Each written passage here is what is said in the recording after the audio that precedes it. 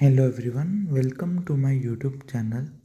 And the question for today is determine if a string halves are alike. Alright, so given a string S of even length, we have to split the string into two halves of equal lengths. Let A be the length of the first half and B be the length of the second half.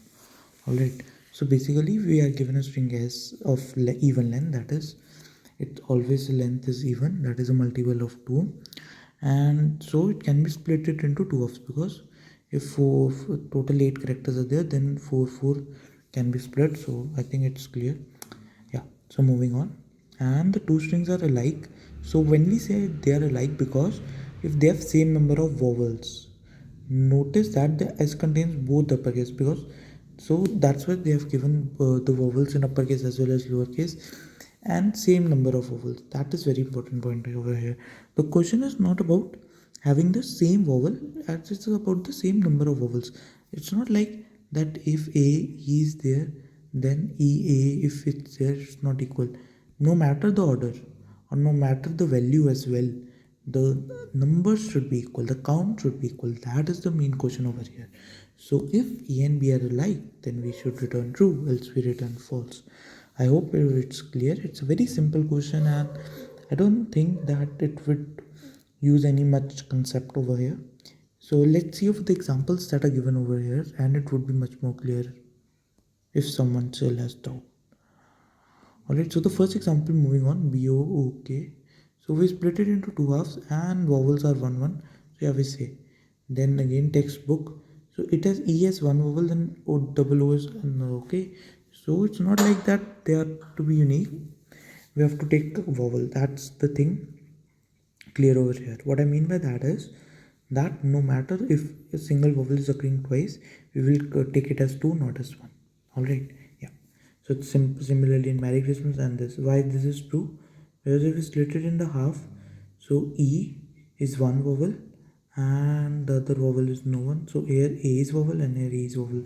So the count is 1. Alright, 1 equals 1 and we'll return true. Alright, I hope this question is clear. Let's see the constraints that are given to us. So the constraints that are given to us are minimum length of 2 and it's an even length. Also, there is no need for the check for 0 because the length starts from 2 as well. And S is always even and it consists of both uppercase and lowercase letters. I hope the question is clear. Let's see the approach how we can going to solve it. Alright. So let's see how we are going to solve this particular question. Alright. So let's take any string, for example. Let's take text book. Alright. So it has even number. Alright. So sorry. Let me correct this so that it won't create any confusion. So yeah, I hope it's clear. Yeah. So we have divided it into two equal halves. So now we know we just reverse character by character. Alright, since it's in equal halves, so the length of both the strings would be same. Is there any doubt on this point? Yeah. So yeah, the length of both would be same because it's a single string and we have divided it into two halves. So length would be same only because anything divided by 2 it makes it into two equal halves and also it's even. So yeah, it's into two equal halves. Alright. So yeah, we will start one pointer from here and one pointer from here. Alright. So what we do is for this string we will get the count of all the vowels, whether is in uppercase or lower case. For simplicity, you can convert it into one case and check also. It's not that much of the worry because we need the count. We don't need if this character is in uppercase or lowercase or that. We need the count of the vowels in it. Alright. So we count the vowels in it and we count the vowels in it and we compare. If they are equal, we say yeah, they are alike. That is, we return true, or else we return false. Similarly, let's traverse in this case. So we traverse this and we got one vowel here, and we traverse it, we got two vowels. So one is not equal to 2. We can say it's not equal, false. Simple as that. That question is not very much tough. I hope it's clear. This is the only approach. If there is any approach, it either would be not converting it into the not converting it into the lowercase or uppercase or just solving it like that. That also can be one of the approaches. and we don't need hashing for this because we know the vowels. So it's a constant space. If we create a hash of that vowels and all that stuff, we don't need, I think, that as well. So yeah, one more thing, the complexity, the running time complexity would be the length of the string, that is the O of n in the worst case, where n is the length of the string. Why this so? Because in order to calculate the vowels present, we have to traverse the whole of the string. We are dividing into two equal parts, but in turn we are traversing both of them. We are not like we are just using n by 2 traversal. We are traversing the whole string. So the time complexity in any case would be O of n. It can't be much less than that. Why? Because in order to solve the question, we must traverse it. So the minimum time complexity would be O of n. We cannot simplify it further. These are the little bit techniques that we can use while coding, in also like interviews as well. Because if we get to know that we have to traverse, then there is no point of making it in log or else, because in turn it will take O of n time only.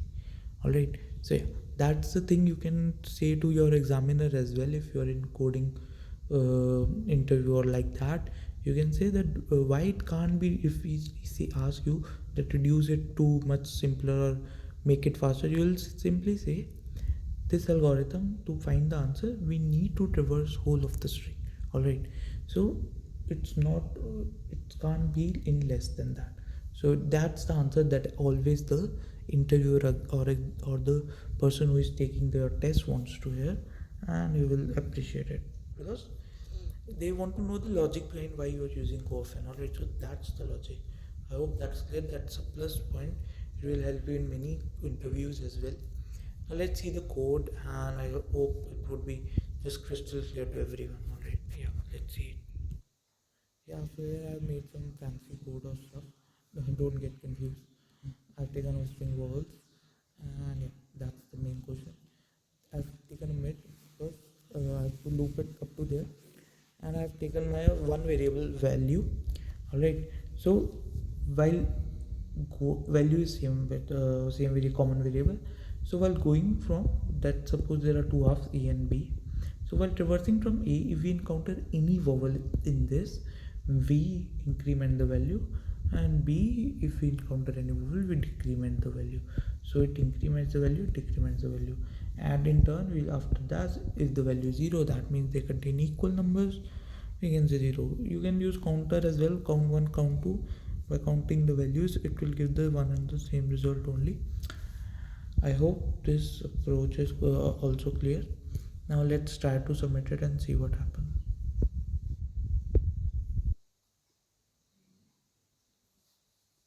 Yeah, as you can see, it's accepted.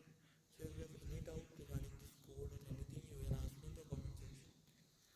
And also please like this video, share it among your friends, and subscribe to my YouTube channel. Thank you for watching. Bye bye.